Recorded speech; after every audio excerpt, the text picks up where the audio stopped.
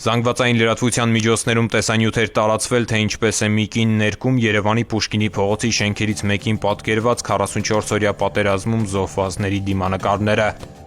Փաստի առթիվ կենտրոն և Նորք մարաշվարչական շրջանների քննչական երկրորդ բաժնում նախաձեռնվեց քրեական վարույթ խուլիգանության հատկանիշներով։ Հանցագործությունը բացահայտելու գործում կենտրոնականի քրեական հետախույզներին օգնության եկան ոստիկանության Երևան քաղաքի վարչության գործընկերները։ Ծավալուն օպերատիվ հետախուզական միջոցառումների արդյունքում հաջողվեց հայտնաբերել և խուլիգանություն կատարելու կասկածանքով ձերբակալել մայրաքաղաքի բնակիչ 62-ամյա կնոջը։ Ոստիկանները կարողացան փաստական տվյալներ ձեռք բերել նաև կնոջ արարքին նախորդող և հաջորդող գործողությունների վերաբերյալ։ Մասնավորապես առգրավվել և մշակվել են հսկող սարքերի նկարահանումներ, որոնցում երևում է, թե կինն ինչպես է երկու երիտասարդի խնդրում բացել ներկող նյութի տարան, ինչպես է մոտենում շենքին, ներկով ծածկում նկարը և հեռանում։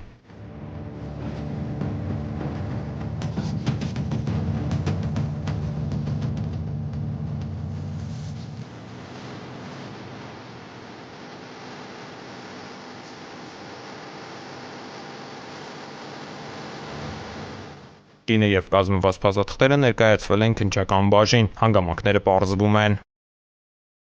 Ծանուցում ենթադրյալ հանցանքի մեջ կասկածվողը կամ մեղադրվողը համարվում է անմեղ, քանի դեռ նրա մեղավորությունը ապացուցված չէ Հայաստանի Հանրապետության քրեական դատավարության օրենսգրքով սահմանված կարգով՝ դատարանի օրինական ուժի մեջ մտած դատավճռով։